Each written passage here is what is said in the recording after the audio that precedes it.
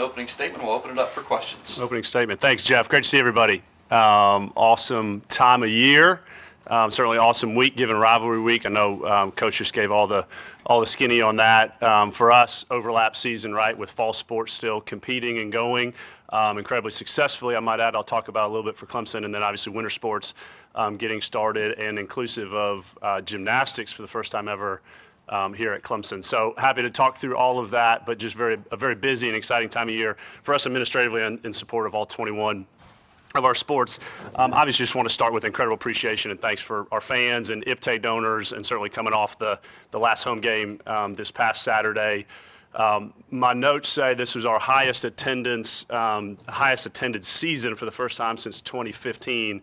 So I don't know what the deputy AD in 2015 was thinking as it relates to attendance and capacity count, but we just came a couple hundred tickets short through a full sellout for all 7 games, which is it's just uncommon. It really is, and I know Coach has been so consistent throughout all the his availability this fall, and I would even echo and be really direct of just as far as his discussion and appreciation that he has to the team, and his emphasis that it's just uncommon and different here at Clemson. And it's easy for us to just kind of feel that. We know Clemson's different in that regard, but when you take a half step back, and particularly as you look back and close a home schedule year, it's just really, really special. So Saturday was no different, but this season was no different all throughout. And the appreciation we have certainly for our fans, 22,000 plus IPTAY members, it is just really, really strong and special here. Relatedly, you saw our announcement on Friday about 110 Society, new NIL collective in the Clemson community, and the opportunity that IPTAY and we have from an educational standpoint and awareness within our community about the 110 Society from a collective standpoint, how that is able to work with donors and communities, businesses in our community about opportunities for student athletes. We couldn't be more aggressive and prioritized on how NIL programming, funding, fundraising works in support of our student athletes. It's just really, really necessary. And it certainly continues to ebb and flow day by day, let alone as we continue to add programming and resources and work within our community for the 110 Society, which is now launched as the new collective, how that's transitioned in the community. So you're going to continue to see a very strong presence for education, for awareness, for fundraising opportunities from us and IPTAY, and how that works with the 110 Society for them to work, again, with donors, with businesses, and connect with our student athletes. So excited about that launch, want to continue to be very present with that, as Coach Sweeney will, and all of our coaches, just from the awareness and resources and prioritization for name, image, and likeness for our student athletes. Excited of where we sit and what's ahead as it relates to that priority for all things that it's important to. I touched on some of our sports and sport updates, and even with the fall sports, certainly soccer's incredible fall for both men's and women's soccer. We host women's soccer on Saturday at 1 o'clock for the chance for the first time ever Clemson women's soccer to advance to the College Cup. Coach Radwanski has just built a dominant program here, and the ability to have at Riggs and host the next step towards the College Cup for women's soccer program is really, really special. So excited for Saturday at 1, leading into obviously the road game in Columbia on Saturday evening. I'm gonna do both and try to have a really successful Saturday for both those teams. Following Coach Noonan, certainly in his Sweet 16 matchup with his program on Sunday, which has just kind of become a staple for that program, hitting the road to New Hampshire on Sunday. I think we're one of 2 or 3, Jeff, universities that have both soccer teams still competing at this stage of the NCAA. So really excited for what that has been all season in Riggs. Again, no different than how it's been in the Valley as it relates to fan support and attendance. We were top 5 in the country as it relates to both men's and women's soccer attendance and ticket sales.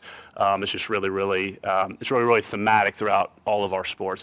Even gymnastics, as I referenced earlier, as we've gone on sale for the first time ever gymnastics season ticket sales, we've sold over 2,500 season tickets for gymnastics, which is also top 5 in the country.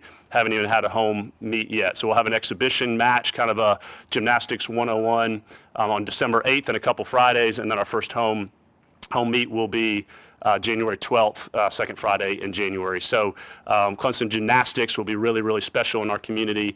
Couldn't be more excited about that launch and the competition for those programs. And certainly football or basketball, both men's and women's, great start to their seasons. A lot of energy and anticipation for both those programs as we get into continuing non-conference play, let alone into conference play later this month and then through the winter. So a lot of activity, a lot going on, not even to mention NCAA cross country. Gladys Chepnachich finished in the top 25 from a NCAA cross country championship. I know that doesn't maybe get the headlines as much, but first time that we've had a qualifier, let alone a placing that high since 2018. So really excited, again, across the board and all 21 sports, which is certainly my lens here for this fall and winter for Clemson athletics. So facilities updates, happy to dive into those. We've started significant construction on the Watt Family Performance and Wellness Center, which is just south of Jervy and Jervy Gym up Perimeter Road, as we're continuing construction and completion of the women's sports expansion project up at rowing facility up East Beach Road, which is lacrosse, gymnastics, and rowing. So that work continues, which is a staple for us here at Clemson, certainly has been over the past decade, and happy for continued progress on those and other projects that we're looking at that I'm happy to dive into. So with that said, certainly Rivalry Week, excited to see Coach Tanner on Saturday. He and I have been in constant contact as we always are. He's been a great friend and partner with our roles, and as we come together on Saturday in Williams Bryce, we'll be happy to gather with him. I actually owe him a text messages from earlier on another matter. But the rivalry piece, I caught the back end of Coach Sweeney's stories on Coach Spurrier, et cetera. Certainly for the ADs and for Ray and I, that's a really important relationship and a strong one just from a communication standpoint. So look forward to Saturday, all the things heretofore and beyond that. So happy to jump into any conversation or direction from here. On football rivalry stuff, you speak to the importance of that rivalry no matter what changes for anybody. And have you guys struck a contract for the next round of that yet? Yeah, great question, Chappell. I don't believe we've struck a contract, and quite frankly, we will and we need to, right? There's the paperworking aspect of it, but yeah, it's just a non-negotiable, and Ray and I have talked about we have and will continue to play that game, period. However, landscape continues to change. No conversations otherwise, no mindset otherwise, absolutely.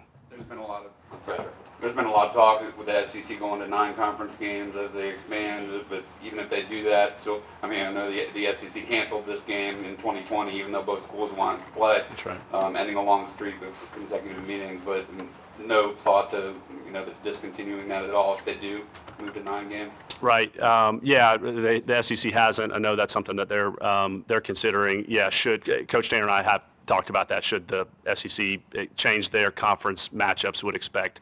I certainly would, and I know his mindset is to continue to play this game. Yeah, period. Did the date change earlier in the year as opposed to late in the year with those schedules? It always could. Yeah, it always could. And I know, I guess at various times the rivalry has been played earlier in the season or to start the season or at various times. So, I think we both feel that it's in a really good traditional spot at this last week of the season. So we haven't struck conversations. I would put that as sure it could. And I think we'd have to be responsive to the changing landscape of college athletics as it relates to when that schedule is, right? There's been discussions nationally as it relates to moving the whole season up a week and week 0 and how that plays into the calendar of the month of December and CFP expansion, et cetera. So I think that's squarely in, hey, we need to be strategic and adaptive to just all aspects, changing calendar for the sport or otherwise. But at this point, no active conversations on that. Per the landscape note, it's the elephant in the room. I don't know how else to phrase it, but what's Come going on, Pete. How we phrasing it? Yeah. What's going on with all that's been reported and all the questions you've had to answer about it over the past several months? Where is this school's place in the conference landscape within the short term and the long term? Yeah, I couldn't be more confident, more proud of how Clemson is viewed nationally. Sure, and again, so much work goes into that at all levels, and the alignment that we talk about so much from our board of trustees, President Clements, of course, who is so well read and engaged and networked in college athletics, and what that means for Clemson, let alone the industry. So that alignment that we talk about often. it is really so critical when it relates to institutional decisions and order of magnitude as the changing landscape of college athletics is. And Pete, when we talk about that, it means a whole lot more than just conference affiliation, right? Collegiate athletics model, sure, football, CFP scheduling we talked about, and all the things. And so that consistent communication and strategy and alignment is something that really shows through, and I think we are so well positioned and really differently in that regard.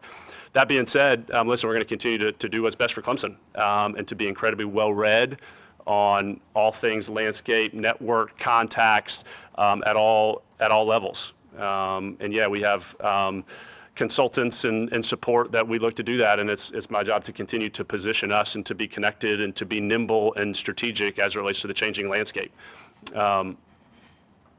Within that, we are great members of the ACC, and we're going to continue to be great members of the conference that we're in.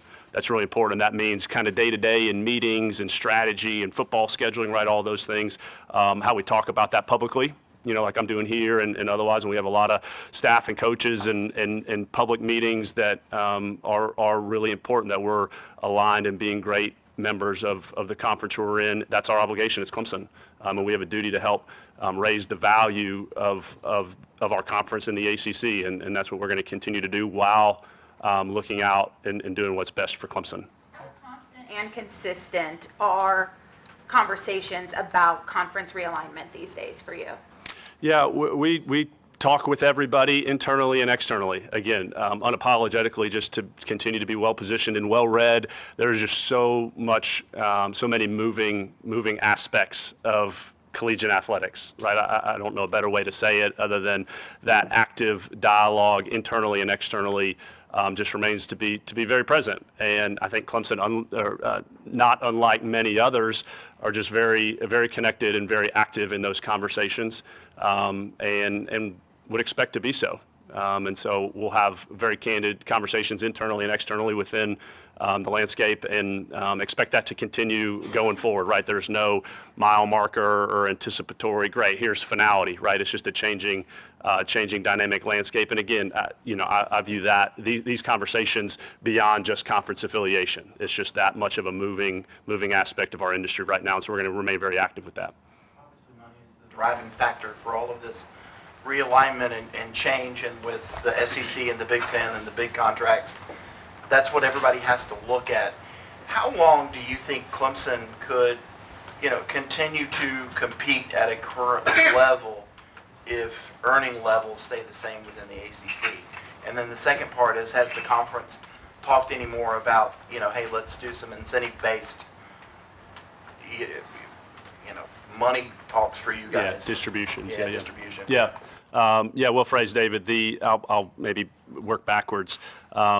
I'm excited. I know the conference has been forward, Commissioner Phillips about, and President's Group about what's being deemed ACC Success Initiative model, which would allow for dollars to be earned more based on success, right? Success initiatives, and that's done to encourage or incentivize investment and ultimately performance, right? And sports of football and basketball certainly carry most of the value, and so they're focused there. So I do expect over the coming months for that to be fully adopted, and again, there's been good public discussion about that, and expect Clemson to, we will. Our intention is to certainly have success and therefore gather more dollars from the ACC in that regard. It's important. Commissioner has really prioritized that within the league, has for quite some time, a year and a half now, and so for that to be essentially at the finish line is really important, and the ACC is leading in that regard. That being said, you started the question, David, saying this is all about money, and I understand the economics of it, certainly. Our budget in the athletics department is $161 million, and that is certainly in my responsibility to manage our department, the business of Clemson Athletics, and ultimately gather as many resources as we can to support our student athletes and our competitive success. That being said, I wouldn't say it's all about the money, the economics. Certainly the brand platform, the ability to compete nationally, brand awareness, furthering our institution, that's what our athletics department, what Clemson Athletics is, the adage of front porch. Sure, I'm not going to preach on that. We understand that. But athletics is just different, and it's really, really important at Clemson. and how that speaks to, and we've seen certainly over the past decade, just the brand prominence of our institution, application rates, academic profile, geography of applicants. I hosted a good friend of mine's family from Tulsa, Oklahoma this weekend. She's a high school junior and she wants to come check out Clemson, you know, and I know that's kind of always been the case, but there's just more and more of that brand and national perception that is important for our whole institution. And so yes, the economics, and I'm not dismissing your point because you're right, like the resources are a huge component of this, but we view it to be more than that. And how all those ingredients go into conversations and strategy and how much we talk internally and externally, it's just really, really important. At Clemson, at the highest levels, and again, that alignment piece certainly speaks to that, and that's why it's such a priority for us to be well-connected, well-read, and really focused on prioritizing the best economic and brand platform for Clemson. That being said, I was just about to ask you about the revenue distribution model. Obviously, football generates a lot more money than basketball, and Clemson's had a lot more success in the sport of football. Do you lobby with Commissioner Phillips and the ACC to, you know, have the distribution, you know, commensurate with the money that those sports generate? Yeah, certainly, but I think that's been pretty consistent within the league, that all members that football from a television and a media value does drive the most of the dollars. So let's align success and opportunity to earn more dollars based on that. So sure, that's certainly my lens, and but I do think that's relatively shared within the league. do you sense that since last spring when the model first began being discussed, that it's becoming more of a conversation that's easier to have among the ACC membership, that an ACC could move forward with a structured principle, whereas maybe that kind of caught a lot of people by surprise or didn't hit them the right way, so to speak, last spring when that first kind of was discussed? Yeah, I think if I understand the question, Pete, I'll answer, but if you please redirect me if I'm off. I think it's certainly an aspect of the ACC is being a leader in this regard. Right, and the equivalent revenue distribution that the ACCs we currently have and has had is not uncommon, or it's like most all other conferences. I know there's some one-offs out there a little bit. So I think that this model is unique to, or, again, is a leader as it relates to how the ACC is looking to have distributions change in the future. And do other conferences follow suit or kind of review that and maybe construct something similarly?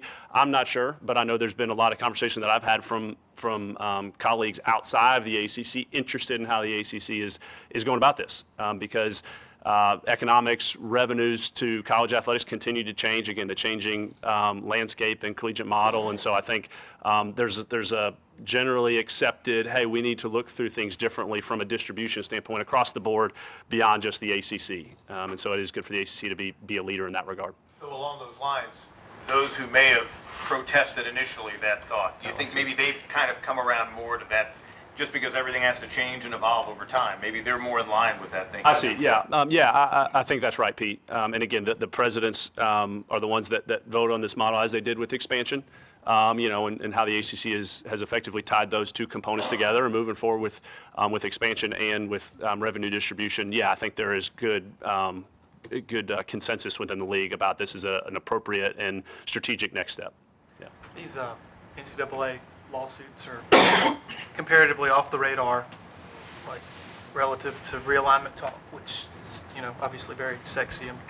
I'm curious, like when you have a trustee or a constituent who asks you, hey, what's this all about? Is it a big deal? What do you say? Like as it relates to realignment and where we could be headed? Yeah, well said, Larry. And you're right. You phrase it off the radar, and it might be if you follow the headlines or the tweets, but it's not in our evaluation and strategy with it. And a little bit of my mentions earlier of it's easy just to think, conference affiliation. I got it. I know that's really transactional to talk about, but it's a big consider. There are many variables and inputs to considerations of how we're positioning Clemson nationally, including NCAA national issues and lawsuits. Sure, we are well read on all of those. It's really important just to be at the ready to understand the implications and the dominoes and the strategy with that. And so, yes, absolutely, we group all of those aspects of the changing collegiate model, some of which we can control, some of which we can't, into part of the bigger picture of our dialogue and strategy. UADs and administrators across the country, as you've announced these new collectives for your various schools, and you kind of spin it a certain way, but I mean, the vast majority of the public, I would say, still sees it as pay for play, for the players. And, those who follow recruiting, when a school doesn't get a particular player, he goes somewhere else, they're being outbid. I mean, how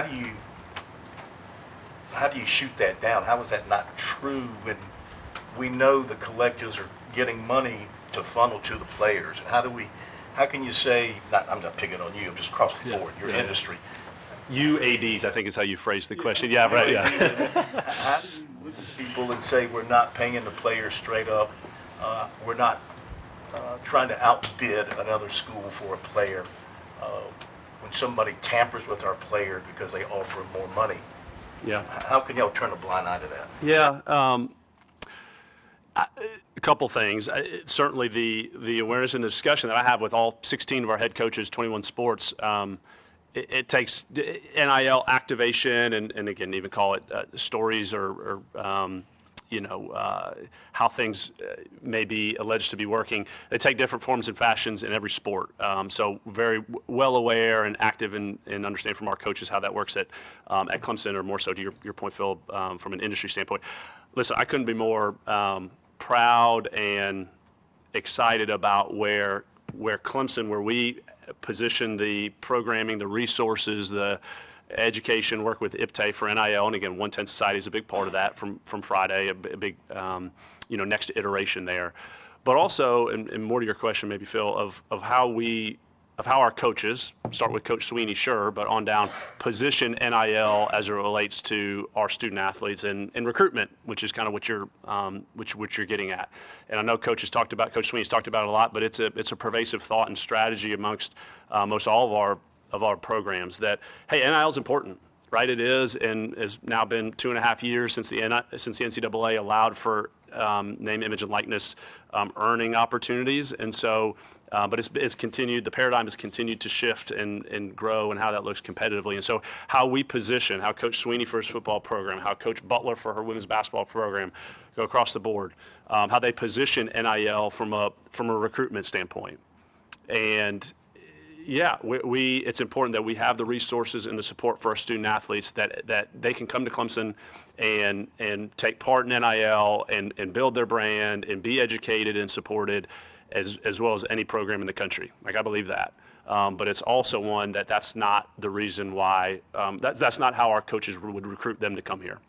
And again, I know that's a little bit of a blanket statement, but that's very much the sentiment that I have with our coaches, and I think how that fits Clemson and how our coaches know how they're attracting and recruiting student athletes that would conversely fit Clemson. So I hope that addresses it to a level of specificity that I can or I'm comfortable with, Phil. But I do think that, again, I'm really encouraged and excited as the landscape continues to change and name, image, likeness continues to mature and locally, let alone nationally, and how that would fit, that we're really well positioned and how that fits within our programs on behalf of our student athletes. You read social media, a lot of people say Dabo hates NIL, Clemson can't compete because they're not as big as Texas A&M with a graduate base, but yet people at Florida State say Clemson's one of the top 5 most aggressive schools in terms of NIL. Maybe that doesn't necessarily translate to money because you're not giving $75,000 to offensive linemen who we did a pancake house. But how do you feel like Clemson compares nationally to these schools, that do have bigger alumni bases? That's right. The notion of we fight above our weight class, which I know even President Clemens talks about a lot as it relates to Clemson and our 180,000 plus living alums, of which really interesting, David, and I think about this from a business of Clemson athletics, and this is a little bit of a tangent. I'll rope it into answering your question.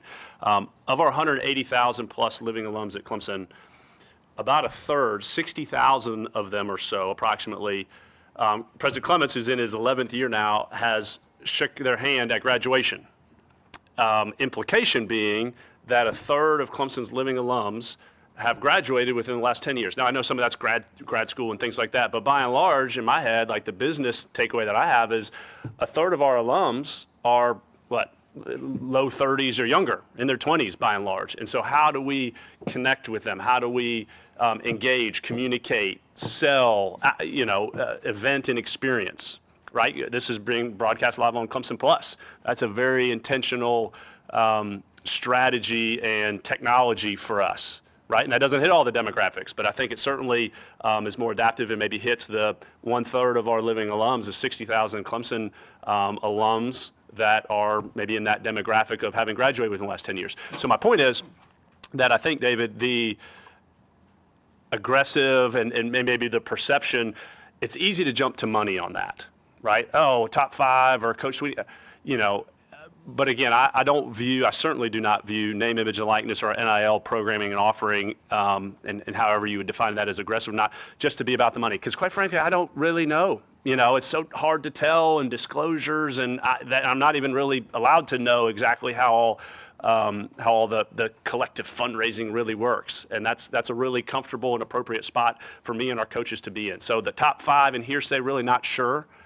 But I do know that we are, and I would agree with the definition of we're aggressive in our programming, our support, again, 110 Collective, and how that organizes and is educated in the community, and then ultimately how that connects for our coaches to recruit to from a name, image, and likeness programming. So I would agree that we are very aggressive, and I know I've been forward in talking through that, and it's one thing to say it, it's another thing to be about it, and I think a lot of the programming and things in our community would support that. But also it might come across that we're not as aggressive just because, again, it's not all about the dollar here. And so I appreciate maybe that balance that it sounds like it's two different things, but how I read it is when you really combine them and look at it from the bigger picture, it really fits Clemson. So again, that tangent to our alumni base is somewhat part and parcel, but also I think a big reason why I'm bullish and how we're going to continue to position Clemson athletics, NIL or otherwise, in the changing landscape. As you mentioned earlier, you don't know a mile marker at this point, not that you could, of when you might have the next chapter written in terms of what happens with Clemson's conference alignment. But is it logical to think in a very crazy world that perhaps the way the order of business works during a college athletic year, that it probably wouldn't be until end of the year, spring meetings and such? That an invitation, if one is to come, would come your way. Yeah, sure. I totally get the seasonality, and I know it has been over the summers where there's been more actions in the recent past, get it. But again, that's our strategy and our positioning of Clemson and being well-read and well-networked is it's not agnostic of the calendar, but it's consistent. And will continue to be. And I know from a landscape standpoint, there's a lot of focus on college football playoff and that positioning now, but as that's changing, obviously starting next year and beyond. And so we're going to continue to continue to position Clemson, be great members of the ACC, and be very nimble in the changing athletics landscape, which means a whole lot for us beyond just conference affiliation. So I'll take that as, again, you just don't have a mile marker. Per what you noted earlier. Nor not only mile marker, but nor like a finish line. Right, again, just the movement of college athletics as an industry and as a model continues to change. As Jeff started, it's in a few weeks, it'll be 2 years for me in this role, which is 10 and a half, it'll be 11 years for me at Clemson. And so, gosh, just in those 2 years, right, of how much the industry has continued to change. And I know we've talked a lot about name, image, likeness here, and certainly landscape, but I have no anticipation that rapidity of changing environment is gonna subside, and that's why I'm excited for and hope I'm giving you some energy of how I'm going to continue to look to support our 575 student athletes, now 21 sports, which has changed twice in the past 2 years, let alone positioning Clemson on behalf of the university in the landscape. Got time for one more. There was a report in the Washington Post, I'm not sure if you saw it, about Coach Amy Smith. Yeah. Obviously, it was at a previous institution, but have you read the report? Will you address it with her at all, and are you troubled by anything that you read in there? Yeah, thanks, John. Saw the Washington Post article yesterday, which was really more focused on the sport, kind of a national lens on collegiate gymnastics. Couldn't be more excited for for Amy and her embarking on now officially starting our Clemson Gymnastics. We did work with the Washington Post and provided them a full statement that they didn't run the whole full statement. Jeff has and is happy to provide. But certainly I've been in dialogue with Coach prior to her hire and certainly since then, and couldn't be more excited for her support of her program, student athletes, our support administratively for those resources and expectations, and excited to kick off Clemson Gymnastics